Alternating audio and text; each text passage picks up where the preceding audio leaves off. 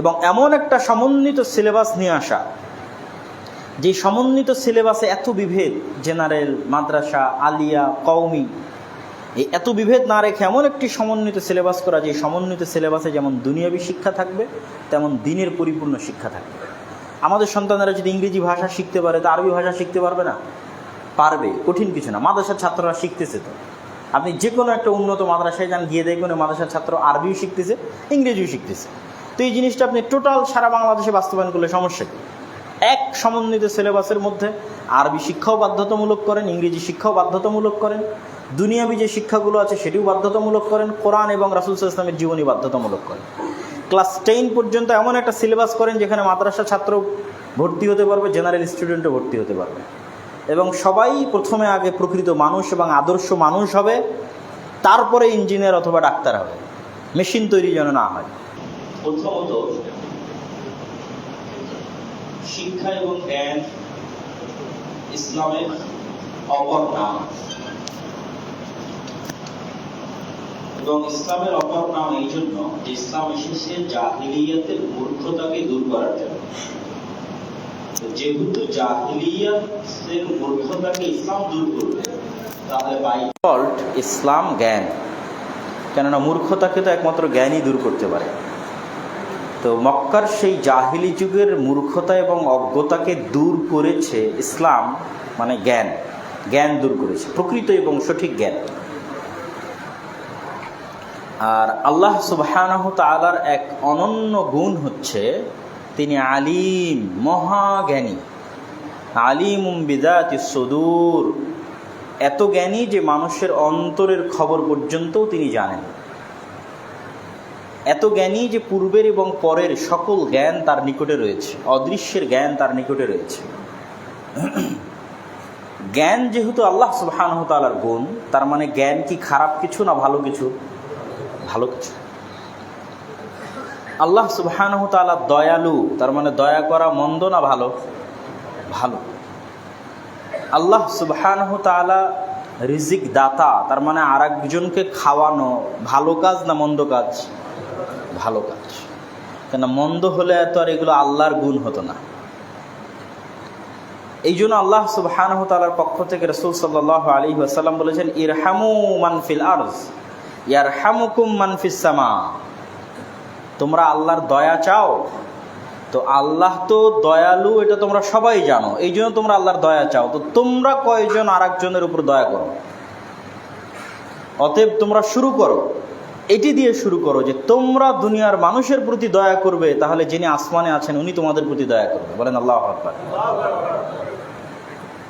তাহলে জ্ঞান আল্লাহ সুবহানাহু তাআলার গুণ, মানে জ্ঞানী হওয়া ভালো। আল্লাহ সুবহানাহু তাআলার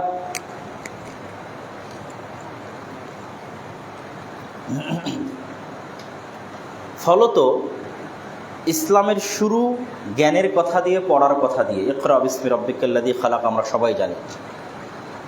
এবং ইসলামের যে স্বর্ণযুগগুলো ছিল, সেই স্বর্ণযুগগুলো পৃথিবীর ইতিহাসে জ্ঞানের স্বর্ণযুগ এবং জ্ঞানের বিপ্লব ছিল।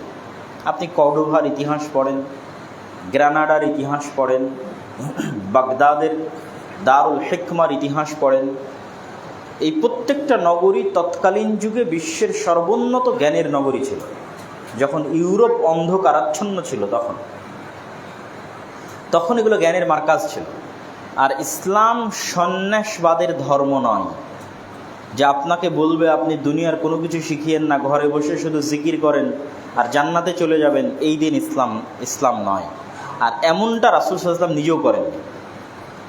রাসূলুল্লাহ সাল্লাল্লাহু আলাইহি ওয়াসাল্লাম এমন ছিলেন না যে তিনি ঘরে বসে গবেষণা করতেন, বই পড়তেন আর লিখতেন, আর তার একটা মাদ্রাসা ছিল বা বিশ্ববিদ্যালয় ছিল, সেখানে গিয়ে শুধু ছাত্রদের ক্লাস নিতেন না। উনি তো পড়াই জানতেন না। আমাদের নবী কিন্তু আন-নাবিয়ুল উম্মি, উনি লেখাও জানতেন না, পড়াও জানতেন না। তার মানে উনি লেখক এবং গবেষক ছিলেন না। তার মানে তাহলে উনি কি করতেন? আল্লাহ সুবহানাহু ওয়া তাআলা যেমন কোরআনে আদেশ দিয়েছে, ফাইদা কুদিয়াতিস সালাত ফান্তাশিরু ফিল আরজ, সালাত শেষ হয়ে গেছে আর বসে থাকার সুযোগ নাই, জমিনে ছড়িয়ে পড়ো। তো আমাদের নবীর সালাত শেষ হয়ে গেছে মানে এবার মানুষের সেবায় লেগে যেতেন। উনি সমাজের সাথে কানেক্টেড মানুষ। যেই সমাজে বসবাস করতেন সেই সমাজের 10 জনের সুখে সুখী হওয়া এবং 10 জনের দুঃখে দুঃখী হওয়া মানুষ। ওনার পুরো সময়টা উনি মানুষের পিছনে ব্যয় করতেন। 5 ওয়াক্ত সালাত এবং রাতের কিছু অংশ আল্লাহর ইবাদতে ব্যয় করতেন, আর বাকি পুরো সময়টা মানুষের পিছনে ব্যয় করতেন। কিন্তু আজকে আমরা আলেম ওলামা আমরা নিজেরাও কি হয়ে গেছি? Disconnected from the society. সমাজ থেকে বিচ্ছিন্ন, দেশ থেকে বিচ্ছিন্ন। ঘরের এক কোনায় বসে বই পুস্তক পড়ে গবেষণা করে লেখা অথবা নির্দিষ্ট কোনো মাদ্রাসায় দার্স দেওয়া, এটিকেই আমরা মনে করেছি ইসলাম। কিন্তু সমাজ বিচ্ছিন্ন হয়ে আপনি প্রকৃত নবীর উত্তরসূরি হতে পারবেন না। দেশ ও জাতি বিচ্ছিন্ন হয়ে আপনি প্রকৃত নবীর উত্তরসূরি হতে পারবেন না। কেননা ইসলাম একটা সামগ্রিক দিন। এই সামগ্রিক দিনের সামগ্রিক বিজয় তখনই সম্ভব যখন একজন আলেম এবং একজন দায়ীর সামগ্রিক ইনভলভমেন্ট থাকবে। তার কাছে জ্ঞান থাকবে, জনগণের সাথে উঠা বসা থাকবে, দেশ ও জাতির সাথে সম্পর্ক থাকবে, তাদের দুঃখে তাদের সুখে তাদের সাথে কানেক্টেড থাকবে। তাহলে তাদের মাধ্যমে, আলেমদের মাধ্যমে রাসূল সাল্লাল্লাহু আলাইহি ওয়াসাল্লামের হাত ধরে যেমন সামগ্রিক বিপ্লব সাধিত হয়েছে, ওইরকম সামগ্রিক সামাজিক বলেন, রাষ্ট্রীয় বলেন, বিপ্লব আসবে। অন্যথায় শুধু ইন্ডিভিজুয়ালি আমরা বক্তব্য দিয়ে কিছু মানুষকে হেদায়েত করতে পারি, বই লেখে ইন্ডিভিজুয়ালি কিছু মানুষকে হেদায়েত করতে পারি, পুরো সমাজকে চেঞ্জ করতে পারবো না। পুরো সমাজকে পরিবর্তন করতে হলে আমাদের সমাজের সাথে সম্পর্ক থাকতে হবে। তো যাক, আমরা অন্য একটা আলোচনার মধ্যে ঢুকে গেলাম। তো এই আলোচনার সারমর্মটা কি ছিল? যে এই দিন হচ্ছে জ্ঞানের দিন, শিক্ষার দিন। রাসূলুল্লাহ সাল্লাল্লাহু আলাইহি ওয়াসাল্লাম মানুষের সাথে মিশে প্র্যাকটিক্যালি মানুষকে শিখিয়েছেন। এবং এই দিন পরিপূর্ণ দুনিয়া বিমুখ সন্ন্যাসবাদ নয়। তাদের রাসূল সাল্লাল্লাহু আলাইহি ওয়াসাল্লাম কখনো বিয়েই করতেন না, কিন্তু তিনি স্বাভাবিক একজন মানুষের মতো পারিবারিক সামাজিক জীবন যাপন করেছেন। তারই ধারাবাহিকতায় আমরা দেখেছি গ্রানাডা, কর্ডোভা এবং বাগদাদের মতো ইসলামের জ্ঞানের স্বর্ণযুগ আমরা অতিক্রম করেছি। তাহলে ইসলাম জ্ঞান বিমুখ নয়। অতএব চলমান যে শিক্ষা ব্যবস্থা আছে, এই শিক্ষা ব্যবস্থায় ইসলাম কোনো অবদান রাখতে পারবে না। ইসলাম অপাঙ্ক্তেয় হয়ে থেকে যাবে, ইসলাম আলোচ্য বিষয়বস্তুর মধ্যে আসবে না, বা ইসলাম ভয় ভীতির কিছু, এটা সম্পূর্ণরূপে ইসলামোফোবিয়া বা ইসলামের নামে প্রোপাগান্ডা। ইসলাম মানুষের জন্য, ইসলাম দেশের জন্য। অতএব অবশ্যই আমাদের যে শিক্ষা ব্যবস্থা আছে, এই শিক্ষা ব্যবস্থায় ইসলাম ভূমিকা রাখতে পারবে, অবদান রাখতে পারবে। ইসলাম মানুষকে শিক্ষা দেওয়ার ক্ষেত্রে ইসলামের লক্ষ্য উদ্দেশ্য এটা নয় যে ইসলাম কিছু প্রোডাক্টস তৈরি করবে, ম্যানুফ্যাকচার করবে শিক্ষা ব্যবস্থার মাধ্যমে, যারা শুধু চাকরি করবে। বস্তুবাদী সমাজ ব্যবস্থায় শিক্ষা ব্যবস্থার মূল উদ্দেশ্য কী? এই যতজন স্টুডেন্টস আছে এরা সব এক একটা বস্তু। এই ইউনিভার্সিটি একটা বস্তু, এখানে যিনি টিচার আছে তিনিও একটা বস্তু। তাদের কাউকে মানুষ হিসেবে কল্পনা করা হচ্ছে না। এখানে জাস্ট কিছু মেশিন ম্যানুফ্যাকচার করা হচ্ছে, যে এই মেশিনের কাজ কি? মানি আর্নিং। শিখতেছে কেন? টাকা উপার্জনের জন্য। ইসলাম কিন্তু শিক্ষা ব্যবস্থাকে কখনোই এই দৃষ্টিকোণ থেকে দেখে না। ইসলাম সবসময় শিক্ষা ব্যবস্থাকে মানুষকে মানুষ বানানোর দৃষ্টিকোণ থেকে দেখে,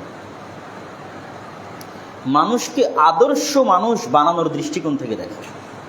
যে সর্বপ্রথম এই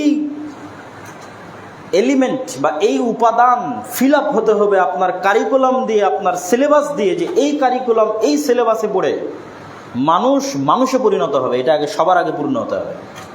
তারপরে তখন মানুষ হওয়ার পর সে ইঞ্জিনিয়ার হবে না ডাক্তার হবে না আলেম হবে, সেটা তার পরের বিষয়। কিন্তু সেকুলার কারিকুলামে কি হয়? মানুষ একটা মেশিন হবে যে শুধু টাকা উপার্জন করবে এবং দুনিয়া এবং বস্তুর পিছনে ছুটবে। তার মধ্যে অদৃশ্য এবং অবস্তু এই রকম কোনো কিছুর চাওয়া এবং পাওয়া থাকবে না। সম্মান, মর্যাদা, ভালোবাসা, আন্তরিকতা, পরোপকারিতা, জান্নাত, জাহান্নাম, আল্লাহর বিধান, তাকওয়া, পরহেজগারিতা সবই তো অদৃশ্য। এই অদৃশ্য জিনিসগুলোর সাথে কোনো সম্পর্ক নাই সেকুলার শিক্ষা ব্যবস্থা। তাহলে সেকুলার শিক্ষা ব্যবস্থার সাথে ইসলামী শিক্ষা ব্যবস্থার মৌলিক পার্থক্যটা লক্ষ্য উদ্দেশ্য। এখানে শিক্ষা ব্যবস্থা প্রথমত একজন মানুষকে প্রকৃত আদর্শ মানুষে রূপান্তর করার ক্রাইটেরিয়া ফিল আপ করবে, তারপরে তাকে ইঞ্জিনিয়ার বানাবে না তারপরে তাকে ডাক্তার বানাবে সেটা তখন আসবে। এবং এটি ফিল আপ করার জন্য কোরআন এবং হাদিসের কোনো বিকল্প নাই, রাসূলুল্লাহ সাল্লাল্লাহু আলাইহি ওয়াসাল্লামের জীবনীর কোনো বিকল্প নাই। এবং পৃথিবীতে আজ পর্যন্ত এর চেয়ে উন্নত এবং এর চেয়ে ভালো কোনো বিকল্প আসেনি। পৃথিবীতে এর চেয়ে সুন্দর, মানুষের বুঝার এর চেয়ে সহজ কোনো ধর্মগ্রন্থ পৃথিবীতে আসেনি। কোরআন ভারী কঠিন কোনো বিষয় নয়, বই নয়, হুদাল লিন্নাস, সব মানুষের জন্য, মানে এটা রিক্সাওয়ালার জন্য কোরআন। এই জন্য কোরআনে বিষয়ভিত্তিক তাত্ত্বিক আলোচনা নাই। আপনি খুঁজেন কোরআনের যে কোনো একটা সূরা খুঁজে দেখবেন যে উপস্থাপনা, ভূমিকা, পয়েন্ট বাই পয়েন্ট, সালাতের বিস্তর আলোচনা এরকম নাই। এখানে হুদাল লিন্নাস, মানুষের হেদায়েতের জন্য। এখানে র্যান্ডমলি গল্পের মতো চলতে থাকে। এই এখনই সালাতের কথা বলবে, তো এখনই আল্লাহর সৃষ্টি রহস্যের কথা বলবে, আসমান জমিন, বৃষ্টি, নক্ষত্র, তারকারাজি। এই এখনই অতীতে চলে যাওয়া অভিশপ্ত জাতি যাদেরকে আল্লাহ ধ্বংস করে দিয়েছে তাদের কথা বলবে। আবার নবীদের জীবনের কথা বলবে, আবার আল্লাহর দয়া রহমতের কথা বলবে, আবার আল্লাহর শাস্তি, ভয়ঙ্করতা, ভয়াবহতার কথা বলবে, আবার জান্নাত জাহান্নাম আপনি মারা যাবেন সেটির কথা বলবে, আবার একটু পরে বলবে সালাত আদায় করতে হবে, সত্য কথা বলতে হবে, ন্যায় পরায়ণ হবে। এইভাবে র্যান্ডমলি চলে। কেন? পৃথিবীর সব মানুষ যেন এটা পড়ে বুঝতে পারে। এখানে বিষয়ভিত্তিক সাজানো গোছানো কোনো তাত্ত্বিক আলোচনা নাই। অতএব কোরআন কঠিন কিছু নয়। এবং কোরআনের চাইতে মহৎ এবং ব্যাপক এরকম বিকল্প মানুষকে প্রকৃত আদর্শ মানুষে পরিণত করার আর দ্বিতীয় কোনো গ্রন্থ পৃথিবীতে আসে। তাহলে কেন কোরআনের মতো একটা বিষয়কে আপনি ইসলামোফোবিয়ার নামে, ভয়ের নামে আপনি এটিকে শিক্ষা সিলেবাসের অন্তর্ভুক্ত করবেন না, মুসলমানের সন্তানকে শিখাবেন না? এটাও তো এক প্রকার বৈষম্য। ছাত্ররা যে আন্দোলন করলো, বৈষম্য বিরোধী আন্দোলন, এটা কি বৈষম্য নয়? এটা অবশ্যই বৈষম্য। মুসলমানের দেশে, 90% মুসলমানের দেশে তারা তাদের ধর্মগ্রন্থ তাদের, এবং এটাকে ধর্মগ্রন্থ বলবো না আমরা। যদি এইভাবে ধর্মগ্রন্থ বলি তাহলে মনে করবে যে না, আরও 10টা ধর্মগ্রন্থের এখানে জায়গা দিতে হবে। এটা কিন্তু ওই আক্ষরিক অর্থে ধর্মগ্রন্থ না, এটা পৃথিবীর সব মানুষের জন্য এই গ্রন্থ, শুধু মুসলমানদের জন্য না। এই কোরআন পড়ে একজন হিন্দু উপকৃত হবে, এই কোরআন অধ্যয়ন করে একজন খ্রিস্টানও উপকৃত হবে, একজন বৌদ্ধ উপকৃত হবে, সকলের জন্য এই কোরআন। তাহলে মুসলিম দেশে, মুসলিম 90% জনগণের দেশে কোরআন শিক্ষার কোনো ব্যবস্থা কারিকুলামে নাই, সিলেবাসে নাই। রাসূল সাল্লাল্লাহু আলাইহি ওয়াসাল্লামের জীবনী শিক্ষার কোনো ব্যবস্থা। এখনও যদি মানুষ গবেষণা করতে বসে যে পৃথিবীতে সবচেয়ে প্রভাব বিস্তারকারী ব্যক্তিত্ব কে ছিল, সকল গবেষণা শেষ করে তাকে এটাই নির্ধারণ করতে হবে মাত্র 23 বছরের জীবনে পৃথিবীতে মুহাম্মদ সাল্লাল্লাহু আলাইহি ওয়াসাল্লাম যে প্রভাব রেখে গেছেন, এরকম প্রভাব বিস্তারকারী বৈপ্লবিক ব্যক্তিত্ব পৃথিবীর অতীতেও আসেনি, এখন পর্যন্ত আসেনি। কার্ল মার্কস, লেনিন, মাও সেতুং, এরকম হাজারো কার্ল মার্কস, হাজারো মাও সেতুং, হাজারো লেনিন, হাজারো আব্রাহাম লিঙ্কন মুহাম্মদ সাল্লাল্লাহু আলাইহি ওয়াসাল্লামের ধারে কাছেও যেতে পারবে না। তার আদর্শ, তার চরিত্র, তার বৈপ্লবিক চিন্তা ভাবনা, তার রাজনীতি, তার অর্থনীতি, তার রাষ্ট্র পরিচালনার নীতি, এর ধারে কাছেও যেতে পারবে না। তাহলে মুহাম্মদ সাল্লাল্লাহু আলাইহি ওয়াসাল্লামের জীবনী এবং কোরআন, এই দুটো অবশ্যই বাধ্যতামূলকভাবে শিক্ষা ব্যবস্থার অন্তর্ভুক্ত হওয়া উচিত বাংলাদেশে। পাশাপাশি যেই বিষয়গুলো এখন কৌশল করে অন্তর্ভুক্ত করানোর চেষ্টা করা হচ্ছে, দুইটা শব্দ ব্যবহার করার মাধ্যমে, একটা হচ্ছে ইনক্লুসিভ স্টেট, মানে অন্তর্ভুক্তিমূলক রাষ্ট্র, আর আরেকটা হচ্ছে জেন্ডার ডিসক্রিমিনেশন, লিঙ্গ বৈষম্য থাকা যাবে না। এই দুটো শব্দ এমন একটা ধোঁকাপূর্ণ মায়াজালের শব্দ, যার মধ্যে দিয়ে এমন কিছু অন্তর্ভুক্ত হয়ে যাবে শিক্ষা সিলেবাসের মধ্যে, রাষ্ট্রের মধ্যে, যেটা ভূমিকম্পের মতো ধ্বংস করে ছেড়ে দেবে আমাদের পরিবার ব্যবস্থা, আমাদের সমাজ ব্যবস্থা, সব কিছু। এই জন্য তারা সবসময় এই ধরনের পজিটিভ শব্দগুলো ব্যবহার করে। ইনক্লুসিভ স্টেট, অন্তর্ভুক্তিমূলক রাষ্ট্র, জেন্ডার ডিসক্রিমিনেশন, লিঙ্গ বৈষম্য। লিঙ্গ বৈষম্য বলার মাধ্যমেই নিয়ে আসবে যে এখানে থার্ড জেন্ডার বা তৃতীয় লিঙ্গের অধিকার আছে, মানুষ চাইলে তার লিঙ্গ পরিবর্তন করতে পারে, তার অধিকার আছে। নাউযুবিল্লাহি মিন যালিক। ইনক্লুসিভ স্টেট, অন্তর্ভুক্তিমূলক রাষ্ট্র, এই অন্তর্ভুক্তিমূলক রাষ্ট্রে সবাইকে জায়গা দিতে হবে, মানে যে একজন সমকামী তাকেও জায়গা দিতে হবে, যে LGBTQ বিশ্বাস করে তাকেও জায়গা দিতে হবে। বলেন নাউযুবিল্লাহ। এটি হলো অন্তর্ভুক্তিমূলক রাষ্ট্রের থিওরি। এই জন্য আল্লাহ সুবহানাহু ওয়া তাআলা কোরআন মাজিদে বলেছেন শয়তানের পক্ষ থেকে, আপনাদের এই সেমিনারে আমি শয়তানের উপর আলোচনা করেছিলাম, আল্লাহ বলেছেন ওয়ালা আমুরান্নাহুম ফালা ইউগাইয়িরুন্না খালকাল্লাহ। আল্লাহ বলছেন শয়তানের কথা, যে শয়তান বলছে আমি অবশ্যই মানুষকে আদেশ করব যেন মানুষ তার সৃষ্টির মধ্যে পরিবর্তন ঘটায়। আল্লাহ বলছেন শয়তান বলছে চেষ্টা করবে যে মানুষ যেন তার নিজের সৃষ্টির মধ্যে পরিবর্তন ঘটায়। আল্লাহ সুবহানাহু ওয়া তাআলা মানুষকে সবচেয়ে সম্মানী, সবচেয়ে সুন্দর করে সৃষ্টি করেছেন। খালাকনাল ইনসানা ফি আহসানি তাকওয়িম, সবচেয়ে সুন্দর আকৃতি এবং সবচেয়ে সুন্দর শেপ দিয়ে আল্লাহ মানুষকে সৃষ্টি করেছে। আর এটি হচ্ছে শয়তানের অসহ্য। শয়তান চায় মানুষকে তার মনুষ্যত্বের জায়গা থেকে নিচে নামিয়ে আনতে, আর এই মনুষ্যত্বের জায়গা থেকে নিচে নামিয়ে আনার জন্য মানুষ যেন তার সৃষ্টির মধ্যে পরিবর্তন ঘটায়, এটি ব্যাপক ভূমিকা রাখে। মানুষ ছেলে হিসেবে মেয়ের অভিনয় করবে, মেয়ে হিসেবে ছেলের অভিনয় করবে, আল্লাহ সুবহানাহু ওয়া তাআলার দেওয়া স্বাভাবিক চেহারা আকৃতির বিকৃতি ঘটাবে। এগুলো প্রত্যেকটাই তাকে মানুষের জায়গা থেকে নিচে নামিয়ে আনে। কোন জায়গায় নামিয়ে আনে? যেই জায়গায় ফেরাউনও ছিল না, মানে ফেরাউনের অতটুকু আত্মমর্যাদা আত্মসম্মান ছিল, আবু জাহাল আবুল আহাব নমরুদের অতটুকু আত্মমর্যাদা আত্মসম্মান ছিল যে তারা পুরুষের জায়গা থেকে অন্তত নিচে নামে। তাদেরকে আল্লাহ যেই সৃষ্টির উপর সৃষ্টি করেছে ওই সৃষ্টির উপর থেকেছে, কিন্তু অহংকারের কারণে তাদের ধ্বংস হয়ে গেছে। কিন্তু আপনি বা আমাদের কোনো সন্তানেরা যদি এই ধরনের থিঙ্কিং লালন করে এবং এই ধরনের জিনিস যদি সিলেবাসে ঢুকানো হয়, তাহলে তার মনুষ্যত্বটা, তার আত্মমর্যাদা আত্মসম্মানটা ফেরাউনের চাইতেও নিম্ন পর্যায়ের, নমরুদের চাইতেও নিম্ন পর্যায়ের, আবু জাহালের চাইতেও নিম্ন পর্যায়ের, মানুষের জায়গা থেকে নিচে নেমে যাবে। আর এটা শয়তান চায় যে এটা হোক, সংঘটিত হোক। তাহলে লিঙ্গের ক্ষেত্রে সমাধান কি? লিঙ্গের ক্ষেত্রে ইসলামের স্পষ্ট বক্তব্য, কোরআনের আল্লাহ সুবহানাহু ওয়া তাআলা এই বিষয়ে আয়াত অবতীর্ণ করে স্পষ্ট করে দিয়েছেন। লিল্লাহি মুলকুস সামাওয়াতি ওয়াল আরজ, আসমান এবং জমিনে একচ্ছত্র রাজত্ব আল্লাহর। ইয়াখলুকু মা ইয়াশা, আল্লাহ যা ইচ্ছা তাই সৃষ্টি করতে পারে। যেমন পিতা ছাড়া ঈসা আলাইহিস সালাতু ওয়াস সালামকে সৃষ্টি করেছে, পিতা এবং মাতা ছাড়া আদম আলাইহিস সালাতু ওয়াস সালামকে সৃষ্টি করেছে। ইয়াখলুকু মা ইয়াশা, যা ইচ্ছা তাই সৃষ্টি করতে পারে। ইয়াহাবু লিমান ইয়াশাউ ইনাসাও ওয়া ইয়াহাবু লিমান ইয়াশাউ যুকুর, আল্লাহ যাকে ইচ্ছা তাকে কন্যা সন্তান দান করেন, যাকে ইচ্ছা তাকে পুরুষ সন্তান দান করেন। শেষ। এই দুটেই লিঙ্গ আল্লাহ নির্ধারণ করে দিয়েছে মানুষের জন্য, যে আল্লাহ সুবহানাহু ওয়া তাআলা যাকে চান কন্যা সন্তান দান করেন, যাকে চান পুরুষ সন্তান দান করেন। এর বাইরে ইসলামের তৃতীয় লিঙ্গের কোনো অস্তিত্ব নাই। তাহলে আপনি বলবেন হিজড়াদের কি হবে? যেহেতু ইসলাম বেসিক মূলনীতি ঠিক করে দিয়েছে যে লিঙ্গ মাত্র দুটি, হয় পুরুষ না হয় নারী, তাহলে হিজড়াদের ক্ষেত্রেও আপনি বায়োলজিক্যাল টেস্ট বলেন, তাদের শরীরের আকার আকৃতি বলেন, দেখে তারা নিজেরাও বুঝতে পারে, সমাজের মানুষও সিদ্ধান্ত নিতে পারে, ডাক্তারও সার্টিফিকেট দিতে পারে যে তার মধ্যে কোন স্বভাব চরিত্র বেশি আছে, কোন হরমোন বেশি আছে। ইজি। আগের যুগের যখন এরকম মেডিকেল বিজ্ঞান এতটা উন্নত ছিল না, তখন বাহ্যিক আকার আকৃতির পরিবর্তন দেখে আগের যুগের ফোকাহারা সিদ্ধান্ত দিয়েছে। তোমার কি স্বপ্নদোষ হয়?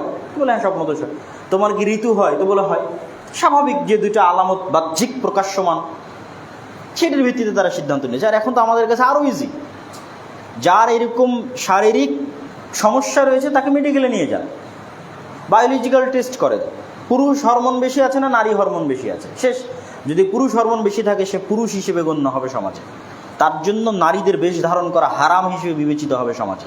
যার মধ্যে নারী হরমোন আছে তার উপর নারীদের সকল বিধিবিধান আরোপ হবে। তৃতীয় কোনো লিঙ্গের সুযোগ ইসলামে রাখাই হয়নি, নাই সুযোগ। এবং মানুষের পক্ষেও সম্ভব নয় যে মানুষ টোটালি নিজের শরীরকে পুরুষ থেকে মহিলায় পরিবর্তন করবে। কেন সম্ভব নয়? আপনারা গবেষণা করে দেখিয়েন মেডিকেল সায়েন্সে, যে আপনি বাহ্যিকভাবে হয়তো আপনার কিছু বাহ্যিক রূপের পরিবর্তন ঘটাতে পারবেন, কিন্তু যে হরমোন আল্লাহ সুবহানাহু ওয়া তাআলা সৃষ্টি করে, একজন পুরুষ কখনোই ওই পরিমাণ নারী হরমোন তৈরি করতে পারবে না। কিয়ামত হয়ে গেলেও স্বাভাবিক একজন নারী যেই পরিমাণ নারী হরমোন তৈরি করে, এবং নারীর পক্ষেও সেটি সম্ভব নয় এক্সচেঞ্জ করে এই পর্যায়ে নিয়ে আসা। স্বাভাবিক বাহ্যিক পরিবর্তন ঘটতে পারে, কিন্তু সৃষ্টির একদম অভ্যন্তরে মেইন জায়গায় গিয়ে পরিবর্তন সম্ভব নয়। তাহলে লিঙ্গ দুটি, হয় পুরুষ অথবা স্ত্রী, তৃতীয় কোনো লিঙ্গের সুযোগ নাই। যাদের শারীরিক সমস্যা আছে তারা হয় পুরুষ হিসেবে সমাজে বিবেচিত হবে অথবা নারী হিসেবে সমাজে বিবেচিত হবে, এবং সেই হিসেবে তাদের সকল অধিকার, সেই হিসেবে তাদের সকল যা প্রয়োজন, স্বাভাবিক যে অধিকার, সেগুলো সব তাদেরকে পূরণ করা হবে। অতএব এখানে লিঙ্গ বৈষম্য বলার কোনো সুযোগই নাই। এটি একটি শয়তানি ফাঁদ। জেন্ডার ডিসক্রিমিনেশন হচ্ছে শয়তানের একটা ফাঁদ। তো আল্লাহ সুবহানাহু ওয়া তাআলা আমাদেরকে এই আলোচনাটি সামনে রেখে, মাথায় রেখে বুঝার তৌফিক দান করুক, এবং আমরা চলমান সরকারের কাছে এই বক্তব্যের জুমার খুতবার এই জায়গা থেকে উদাত্ত আহ্বান জানাতে চাই। যেই ছাত্র জনতার রক্তের উপর এই সরকার প্রতিষ্ঠিত হয়েছে, এরকম অসংখ্য আহত নিহত পরিবারদের সাথে আমাদের যোগাযোগ আছে। তাদের সবাই ইসলামিক ব্যাকগ্রাউন্ড থেকে উঠে আসা, ইসলামিক মাইন্ডেড পরিবার থেকে উঠে আসা। দরকার হয় এর উপর চাইলে যে কেউ ডকুমেন্টারিও তৈরি করতে পারে আহত এবং নিহতদের পরিবারের উপর। তাহলে তাদের চাওয়া পাওয়াকে উপেক্ষা করে তাদের রক্তের উপর একটা রাষ্ট্র প্রতিষ্ঠিত হবে, আবার সেই রাষ্ট্রের বাইরে থেকে ইম্পোর্টেড আমদানি করে আমাদের শিক্ষা এবং আমাদের সংস্কৃতি বিরোধী কিছু চাপিয়ে দেওয়া হবে। এটি কখনোই হতে দেওয়া হবে না, এবং এটি কখনোই বাস্তবায়ন করা কারোর জন্য উচিত হবে না। তো আমরা উদাত্ত আহ্বান জানাবো যে অবশ্যই শিক্ষা সংস্কার কমিটিতে একজন আলেমকে অন্তর্ভুক্ত করা, এবং শিক্ষা সংস্কার কমিটিতে যারা চিহ্নিত ইসলাম বিদ্বেষী আছে অথবা যারা চিহ্নিত সমকামিতার সাপোর্টার আছে, তাদেরকে অবশ্যই শিক্ষা সংস্কার কমিটি থেকে বাদ দিতে হবে। এবং বাদ দিয়ে, অতীতে বহু শিক্ষা কমিশন হয়েছে। 1882 সালে ব্রিটিশ সরকার করেছিল হান্টার শিক্ষা কমিশন। তারপরে পাকিস্তান প্রতিষ্ঠা হওয়ার পর প্রথম শিক্ষা কমিশন মাওলানা আকরাম খান নেতৃত্বে হয়েছিল 1951 এবং 1952 সালে। বাংলাদেশ প্রতিষ্ঠা হওয়ার পরও অসংখ্য শিক্ষা কমিশন হয়েছে। তার মধ্যে একটি শিক্ষা কমিশন খুবই অবহেলিত, যেটি 2001 সালে ডক্টর আব্দুল বারী রাহিমাহুল্লাহর নেতৃত্বে হয়েছিল, যেটির প্রস্তাবনাগুলো পরবর্তী কোনো সরকারই কখনো আমলে নেয়নি বা গ্রাহ্য করেনি, বরং এড়িয়ে গিয়ে আবার নতুন শিক্ষা কমিশন তৈরি করেছে। তা আমি মনে করি কারো যদি স্টাডি করার প্রয়োজন হয়, তাহলে অবশ্যই 1951 মাওলানা আকরাম খান শিক্ষা কমিশন এবং 2001 ডক্টর আব্দুল বারী রাহিমাহুল্লাহর শিক্ষা কমিশন, এবং এই দুই কমিশনের প্রস্তাবনাগুলো স্টাডি করা, এবং এমন একটা সমন্বিত সিলেবাস নিয়ে আসা, যে সমন্বিত সিলেবাসে এত বিভেদ, জেনারেল, মাদ্রাসা, আলিয়া, কওমি, এই এত বিভেদ না রেখে এমন একটি সমন্বিত সিলেবাস করা, যে সমন্বিত সিলেবাসে যেমন দুনিয়াবী শিক্ষা থাকবে, তেমন দিনের পরিপূর্ণ শিক্ষা থাকবে। আমাদের সন্তানেরা যদি ইংরেজি ভাষা শিখতে পারে, তা আরবি ভাষা শিখতে পারবে না? পারবে, কঠিন কিছু না। মাদ্রাসার ছাত্ররা শিখতেছে। তো আপনি যে কোনো একটা উন্নত মাদ্রাসায় যান, গিয়ে দেখবেন মাদ্রাসার ছাত্র আরবিও শিখতেছে, ইংরেজিও শিখতেছে। তো এই জিনিসটা আপনি টোটাল সারা বাংলাদেশে বাস্তবায়ন করলে সমস্যা কী? এক সমন্বিত সিলেবাসের মধ্যে আরবি শিক্ষাও বাধ্যতামূলক করেন, ইংরেজি শিক্ষাও বাধ্যতামূলক করেন, দুনিয়াবী যে শিক্ষাগুলো আছে সেটিও বাধ্যতামূলক করেন, কোরআন এবং রাসূল সাল্লাল্লাহু আলাইহি ওয়াসাল্লামের জীবনী বাধ্যতামূলক করেন। ক্লাস 10 পর্যন্ত এমন একটা সিলেবাস করেন যেখানে মাদ্রাসা ছাত্র ভর্তি হতে পারবে, জেনারেল স্টুডেন্টও ভর্তি হতে পারবে, এবং সবাই প্রথমে আগে প্রকৃত মানুষ এবং আদর্শ মানুষ হবে, তারপরে ইঞ্জিনিয়ার অথবা ডাক্তার হবে। মেশিন তৈরি যেন না হয়, টাকা কামানোর মেশিন তৈরি, যে সেকুলার যে শিক্ষা সিস্টেম, এটি যেন না হয়। ইসলামের শিক্ষার মূল উদ্দেশ্য কি? তালিম ইসলাম কেন দিতে যায়? তালিম মানে শিখানো, তারবিয়াত করার জন্য। আরবিতে আপনাদেরকে বুঝায় ইসলামের সারমর্মটা এই শিক্ষা কেন্দ্রিক, যে ইসলাম তালিম দিতে চায় তারবিয়াত করার জন্য। তারবিয়াহ মানে প্রশিক্ষণ দিয়ে মানুষকে মানুষ বানানো, আদর্শ মানুষ বানানো, নবী রাসূলদের মতো আদর্শ উন্নত চরিত্রের মানুষ বানানো। তার জন্য তালিম লাগবে, শিক্ষা লাগবে। তাহলে শিক্ষার বেসিক যে জিনিসটা পূরণ করতে হবে অবশ্যই, সেটি হচ্ছে মানুষকে উন্নত চরিত্রের মানুষ বানাতে হবে। তারপরে তাকে ডাক্তার, ইঞ্জিনিয়ার, বিজ্ঞানী যা ইচ্ছা তাই তৈরি করতে পারেন, আলেম, স্কলার যা ইচ্ছা তাই তৈরি করতে পারেন। তো আমার বক্তব্যের এই অংশে এসে আমরা আমাদের শিক্ষা সংক্রান্ত যে আলোচনা ছিল, সেই আলোচনাটা মোটামুটি আমরা শেষ করছি। এবং দ্বিতীয় যে আলোচনা, যে আপনাদের এখানে আমার যে বক্তব্যটা ছিল সেমিনারে, যে ন্যায়পরায়ণতা এবং সত্যবাদিতা, ইসলামের সকল হুকুম আহকামের দুটি মৌলিক ভিত্তি হিসেবে আমি তুলে ধরেছিলাম ন্যায়পরায়ণতা এবং সত্যবাদিতা। আসলে যখন আমি এই কথা বলি বা এর আগেও বহু বক্তব্যে বলেছি, তখনও আমার কোরআনের এই আয়াতটি জানা ছিল না। এটি আমার স্বাভাবিক বুঝ থেকে আমি বলেছি। ইসলামকে আমি যেভাবে বুঝি, স্বাভাবিক সামগ্রিকভাবে ইসলামকে আমি যেভাবে বুঝি, সেই জায়গা থেকে বলেছি যে ইসলামের মেইন সবচেয়ে বড় মূলনীতি হচ্ছে ইসলাম সত্যের উপর প্রতিষ্ঠিত, ইসলাম ন্যায়পরায়ণতার উপর প্রতিষ্ঠিত। কিন্তু যখন ফেসবুকে এটি নিয়ে ব্যাপক সমালোচনা তৈরি হয়, তখন আমাকে এটা নিয়ে একটি স্টাডি করতে হয় যে আসলে এটার কোনো দলিল আমি খুঁজে পাই কিনা। তো আল্লাহর শুকরিয়া যে আমি দেখলাম যে পবিত্র কোরআনে হুবহু একটি আয়াত আছে এই বিষয়ের উপর, যেটি অনেক খোঁজার পর পেয়েছি। এরপরও আমি এই অভিযোগ ওঠার পরও আমি এটার উত্তরে কয়েকটা আলোচনা করেছি, তখন ওই আয়াতটা কিন্তু আমি পাইনি বা পড়তে পারিনি। আল্লাহ সুবহানাহু ওয়া তাআলা কোরআন মাজিদে বলছেন, ওয়া তাম্মাত কালিমাতু রাব্বিকা সিদকাও ওয়া আদলা লা মুবাদ্দিলা লিকালিমাতিহি। আল্লাহ সুবহানাহু ওয়া তাআলার সকল আদেশ এবং সকল নিষেধ এবং সকল কথা, সকল উপদেশ, সকল সংবাদ, সকল বাণী সমাপ্ত হয়েছে ন্যায়পরায়ণতা ও সত্যবাদিতার উপরে। আল্লাহু আকবার। আল্লাহ সুবহানাহু ওয়া তাআলার সকল আদেশ, সকল নিষেধ দুইটা মানদণ্ডের উপর দাঁড়িয়ে আছে। আল্লাহ নিজে বলছেন সিদকাও ওয়া আদলা, সত্যবাদিতার উপর, ন্যায়পরায়ণতার উপর। লা মুবাদ্দিলা লিকালিমাতিহি, আর আল্লাহ সুবহানাহু ওয়া তাআলার কথার কোনো চেঞ্জিং এবং পরিবর্তন নাই।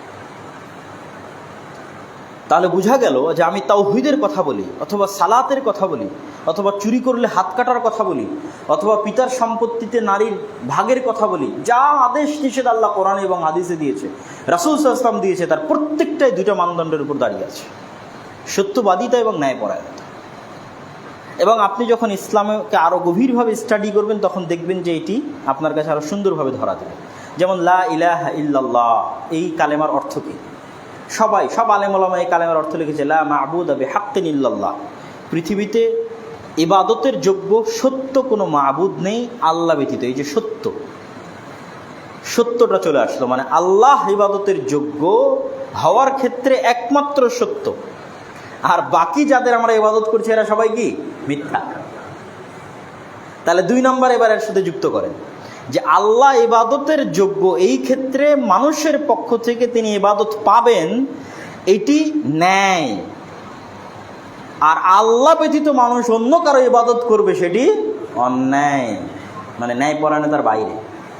আল্লাহ একমাত্র যোগ্য। এই জন্য আল্লাহ কোরআনে বলেছে যে ইন্না শিরকা লাযুলমুন আযীম, শিরকে আল্লাহ গুনাহ, মানে যামবুন আরবি শব্দ গুনাহ এভাবে বলেনি, বলেছে জুলম, অত্যাচার।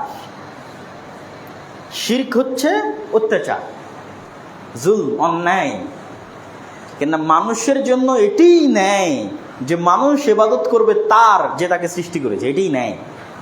আর এটিই সত্য যে আল্লাহ সুবহানাহু ওয়া তাআলা মানুষকে সৃষ্টি করেছে এবং তিনি ইবাদত পাওয়ার যোগ্য। তাহলে আল্লাহর সাথে মানুষের সত্যবাদিতা এবং মানুষের ন্যায়পরায়ণতার 1 নম্বর যে কাজ, সেটি হচ্ছে তাওহীদ। এটিই সত্য এবং এটিই ন্যায়, আর এর বাইরে গেলে সেটি মিথ্যা এবং অন্যায়।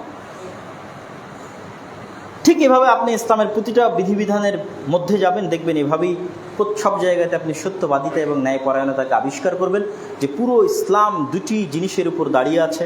আল্লাহ নিজে সত্যবাদী এবং ন্যায়পরায়ণ, পৃথিবীতে যত নবী রাসূল পাঠিয়েছেন সব সত্যবাদী এবং ন্যায়পরায়ণ, আর ইসলামের যত বিধিবিধান আছে সকল বিধিবিধান ন্যায়পরায়ণতা এবং সত্যবাদিতার মানদণ্ডে দাঁড়িয়ে আছে। এই জন্য আল্লাহ সুবহানাহু ওয়া তাআলা কোরআন মাজিদে বলছেন, ইয়া আইয়ুহাল্লাযীনা আমানুত্তাকুল্লাহ ওয়া কুনু মা'আস সাদিকিন, হে ইমানদারগণ, তোমরা আল্লাহকে ভয় করো এবং সত্যবাদীদের অন্তর্ভুক্ত হও।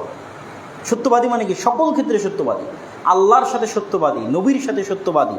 সত্যবাদী মানে শুধু আমার আর আপনার কথার সাথে সত্যবাদী না, আল্লাহর সাথে সত্যবাদী হওয়া কোনটা? তাওহীদে বিশ্বাস স্থাপন করা, সালাত প্রতিষ্ঠা করা, এটি হচ্ছে আল্লাহর সাথে সত্যবাদী হওয়া। আল্লাহ সুবহানাহু ওয়া তাআলা কোরআন মাজিদে বলেন, ক্বালাল্লাহু হাযা ইয়াউমু ইয়ানফাউস সাদিকিনা সিদকুহুম, আল্লাহ বলেন যে আজকের দিনে, মানে কিয়ামতের দিনে সত্যবাদীদের সত্যবাদিতাই একমাত্র তাদের উপকারে আসবে। লাহুম জান্নাতুন তাজরি মিন তাহতিহাল আনহার, তাদের জন্য জান্নাত রয়েছে যার তলদেশ দিয়ে ঝর্ণাধারা প্রবাহিত।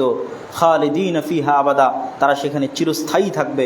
রাদিয়াল্লাহু আনহুম ওয়া রাদু আনহু, আল্লাহ তাদের উপর সন্তুষ্ট আর তারা আল্লাহর উপর সন্তুষ্ট।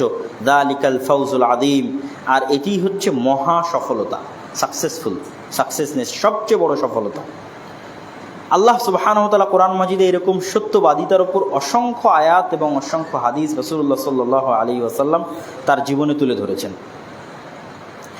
যেমন রাসূলুল্লাহ সাল্লাল্লাহু আলাইহি ওয়াসাল্লাম তার হাদিসের মধ্যে বলছেন, ইন্না সিদকা ইয়াহদি ইলাল বির, সত্যবাদিতা মানুষকে নেকির রাস্তা দেখায়, ওয়া ইন্নাল বিররা ইয়াহদি ইলাল জান্নাহ, আর নেকি মানুষকে জান্নাতের রাস্তা দেখায়, আর মিথ্যা মানুষকে গুনাহের রাস্তা দেখায়, আর গুনাহ মানুষকে জাহান্নামের রাস্তা দেখায়।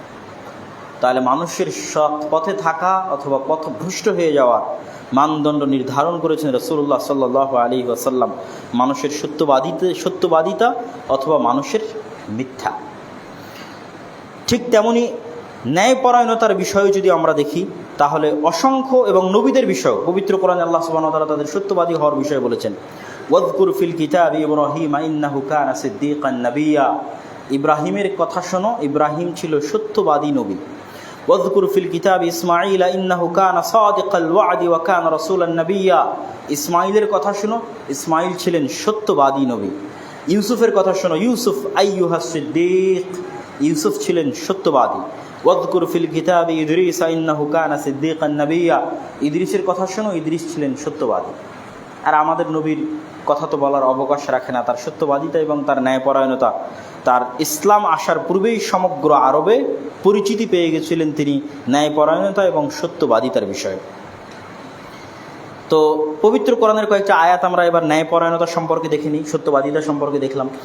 ইন্নাল্লাহা ইয়া'মুরুকুম আন তুআদ্দুল আমানাত ইলা আহলিহা ওয়া ইযা হাকামতুম বাইনান নাস আন তাহকুমু বিল আদল, আল্লাহ সুবহানাহু ওয়া তাআলা তোমাদেরকে আদেশ দিয়েছে তোমরা আমানতকে স্ব জায়গায় পৌঁছে দাও। ন্যায়পরায়ণতা মানেই হচ্ছে যে যেটা পাওয়ার যোগ্য তাকে সেটা পৌঁছে দেওয়া, সেটি আমানত। এটি সব জায়গায় ব্যালেন্স করতে হবে, বাপ মা, ভাই বোন, আত্মীয় স্বজন, স্ত্রী পুত্র। বাপ মায়ের সাথে ন্যায়পরায়ণতা, ভাই বোনের সাথে ন্যায়পরায়ণতা, স্ত্রীর সাথে ন্যায়পরায়ণতা, সব জায়গায় এটি প্রয়োগ হবে, প্রযোজ্য ন্যায়পরায়ণতা। যে যেখানে যা পায় সেখানে তাকে সেই হকটা দিয়ে দাও।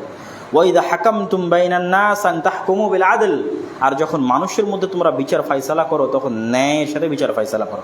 আল্লাহ আরো বলেন, ইয়া আইয়ুহাল্লাযীনা আমানু কুনু কাওয়ামিনা বিল কিসত শুহাদা লিল্লাহ ওয়ালাউ আলা আনফুসিকুম আবিল ওয়ালিদাইনি ওয়াল আকরাবিন, হে ঈমানদারগণ তোমরা ন্যায়পরায়ণতা প্রতিষ্ঠা করো, যদিও ন্যায় তোমার নিজের বিরুদ্ধে যায়, যদিও ন্যায় তোমার আত্মীয় স্বজনের বিরুদ্ধে যায়, যদিও ন্যায় ধনী ব্যক্তির বিরুদ্ধে যায়, যদিও ন্যায় দরিদ্র ফকির ব্যক্তির বিরুদ্ধে যায়, তবুও তোমরা ন্যায় থেকে পিছিয়ে সরিও না। নিজের বিরুদ্ধে গেল তাই ন্যায় থেকে পিছিয়ে সরে আসলা, আত্মীয় স্বজনের বিরুদ্ধে গেল তখন ন্যায় থেকে পিছিয়ে সরে আসলা, খবরদার না, ন্যায়কে প্রতিষ্ঠা করো। আল্লাহ সুবহানাহু ওয়া তাআলা আরেক আয়াতে বলেন, ইয়া আইয়ুহাল্লাযীনা আমানু কুনু কাওয়ামিনা লিল্লাহি শুহাদা বিল কিসত ওয়ালা ইয়াজরিমান্নাকুম শানআনু কওমিন আলা আল্লা তা'দিলু, হে ঈমানদারগণ খবরদার কোন নির্দিষ্ট ব্যক্তি, জাতি, গোত্রের প্রতি তোমার অন্তরে লুকিয়ে রাখা বিদ্বেষ তোমাকে যেন ন্যায়পরায়ণতা প্রতিষ্ঠা করতে বাধা না দেয়। লা ইয়াজরিমান্নাকুম শানআনু কওমিন আলা আল্লা তা'দিলু, তোমাকে যেন উৎসাহিত না করে তোমার ভিতরে থাকা ব্যক্তিগত, জাতিগত, গোত্রগত বিদ্বেষ যে তুমি ন্যায় প্রতিষ্ঠা করতে পারছো না। আপনি দেখেন যে আমাদের যত সমস্যা আছে মুসলমানদের, তার মূলে কিন্তু এটি আছে। এবং আমি ওই আয়াত পাওয়ার আগে ওয়াতাম্মাত কালিমাতু রাব্বিকা সিদকাও ওয়া আদলা বহু বক্তব্যে আমি বলেছি যে আমাদের মুসলমানদের মধ্যে যে সালাতে, যেমন আপনাদের এখানে সেমিনারও বলেছি, সালাতের যে বৈশিষ্ট্য আছে, সালাত ফরজ, তাওহীদের যে বৈশিষ্ট্য আছে, এগুলোও প্রত্যেকটাই ন্যায়। কিন্তু যতক্ষণ আমরা পরস্পরের মধ্যে ন্যায় প্রতিষ্ঠা করতে না পারছি, ততক্ষণ অন্য কিছু পেলেও আমরা অন্তত রাষ্ট্র ক্ষমতা প্রতিষ্ঠা করতে পারবো না। কেন ইসলামের রাষ্ট্র ক্ষমতার বেসিক এলিমেন্টই হচ্ছে সর্বপ্রথম ন্যায় এবং সত্যবাদিতা প্রতিষ্ঠা করতে হবে, তখনই ইসলামী রাষ্ট্র প্রতিষ্ঠা হবে অটোমেটিক। আর আল্লাহর সাথে ন্যায়পরায়ণতা মানেই তো শিরক মুক্ত রাষ্ট্র এবং শিরক মুক্ত সমাজ। আর মানুষের সাথে ন্যায়পরায়ণতা মানে কোনো মানুষ বেইনসাফের শিকার হবে না। এই দুইটা জিনিস যদি আমরা জমা করতে পারি, যে যেখানে আল্লাহ অত্যাচারের শিকার হচ্ছেন না সেটি তাওহীদ, আর যেখানে মানুষ অত্যাচারের শিকার হচ্ছে না, তাহলে ইসলামী রাষ্ট্র কায়েম হয়ে যাবে। যে কোনো একটা ইসলামী দল, যে কোনো একটা ইসলামী সংগঠন, যে কোনো একটা মাদ্রাসা, সামান্য একটা ছোট্ট মাদ্রাসাও যদি পরিপূর্ণ ন্যায় প্রতিষ্ঠা করতে পারে ওই মাদ্রাসার মধ্যে, যে কোনো একটা ইসলামী দল, ইসলামী সংগঠন যদি ন্যায় প্রতিষ্ঠা করতে পারে শতভাগ ওই দলের মধ্যে, আমি বলতেছি না যে আমারটাতে আছে, আমরাও ব্যর্থ, কিন্তু আমি বলতেছি এটাই একমাত্র রাস্তা, তখন তার হাত দিয়ে রাষ্ট্রে ইসলাম প্রতিষ্ঠা, এইটা ছাড়া রাষ্ট্রে ইসলাম প্রতিষ্ঠা কেউ করতে পারবে না।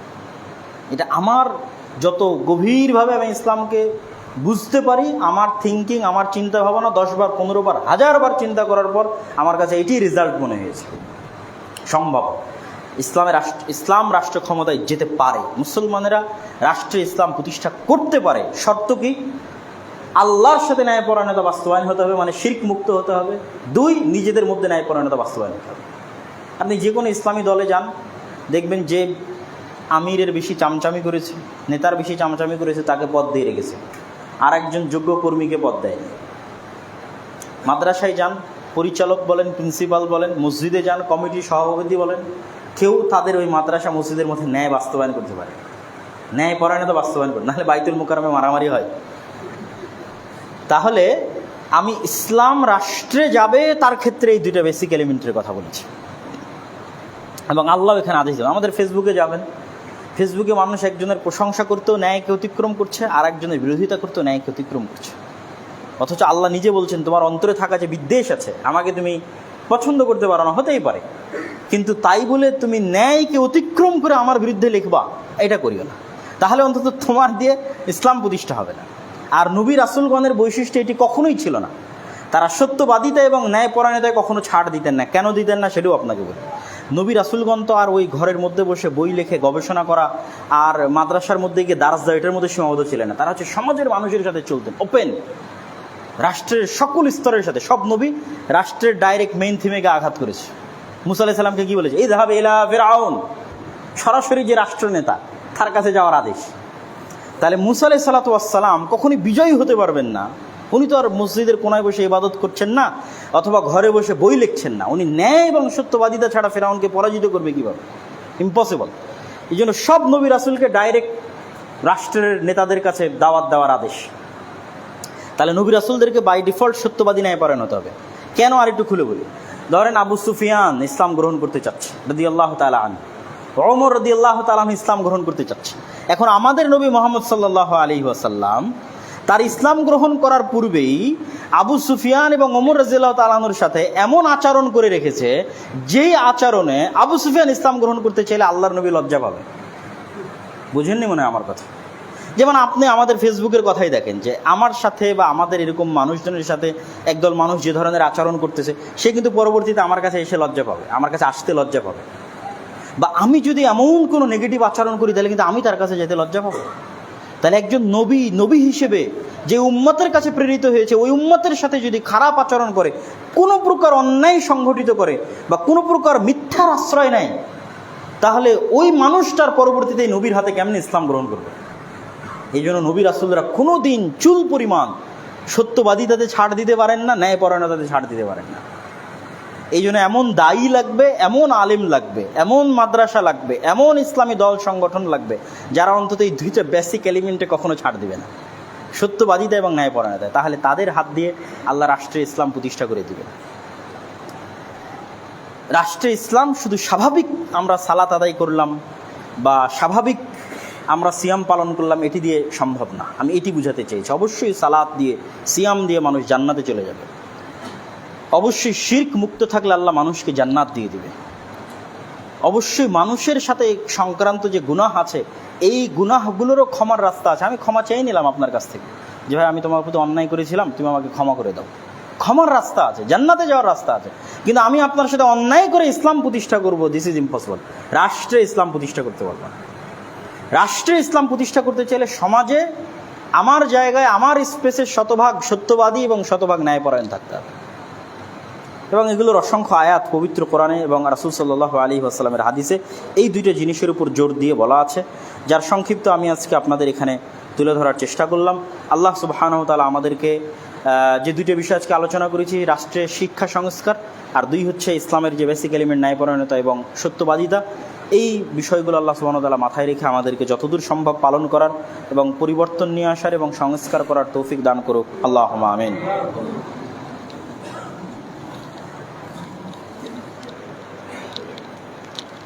الحمد لله وحده والصلاة والسلام على من لا نبي بعده يا أيها الذين آمنوا صلوا عليه وسلموا تسليما اللهم صل على محمد وعلى آل محمد كما صليت على إبراهيم وعلى آل إبراهيم إنك حميد مجيد اللهم بارك على محمد وعلى آل محمد كما باركت على إبراهيم وعلى آل إبراهيم إنك حميد مجيد ربنا ظلمنا أنفسنا وإن لم تغفر لنا وترحمنا لنكونن من الخاسرين ربنا ظلمنا أنفسنا وإن لم تغفر لنا وترحمنا لنكونن من الخاسرين ربنا ظلمنا أنفسنا وإن لم تغفر لنا وترحمنا لنكونن من الخاسرين ربنا آتنا في الدنيا حسنة وفي الآخرة حسنة وقنا عذاب النار ربنا آتنا في الدنيا حسنة وفي الآخرة حسنة وقنا عذاب النار ربنا آتنا في الدنيا حسنة وفي الآخرة حسنة وقنا عذاب النار رب ارحمهما كما ربياني صغيرا رب ارحمهما كما ربياني صغيرا رب ارحمهما كما ربياني صغيرا رب ارحمهما كما ربياني صغيرا اللهم انصر المسلمين المؤمنين المظلومين المجاهدين في فلسطين اللهم انصر المؤمنين المسلمين المظلومين المجاهدين في فلسطين اللهم انصر المؤمنين المسلمين المظلومين المجاهدين في فلسطين اللهم اخذل اليهود والنصارى والكفرة والمشركين اللهم اخذل اليهود والنصارى والكفرة والمشركين اللهم اخذل اليهود والنصارى والكفرة والمشركين اللهم اشف مرضانا ومرضى جميع المسلمين اللهم اشف مرضانا ومرضى جميع المسلمين اللهم اشف مرضانا ومرضى جميع المسلمين اللهم احفظ بلادنا من كيد الكائدين ومكر الماكرين اللهم احفظ بلادنا من كيد الكائدين ومكر الماكرين اللهم احفظ بلادنا من كيد الكائدين ومكر الماكرين اللهم وفق لولاة أمرنا لما تحب وترضى اللهم وفق ولاة أمرنا لما تحب وترضى اللهم وفق ولاة أمرنا لما تحب وترضى سبحان ربك رب العزة عما يصفون وسلام على المرسلين والحمد لله رب العالمين.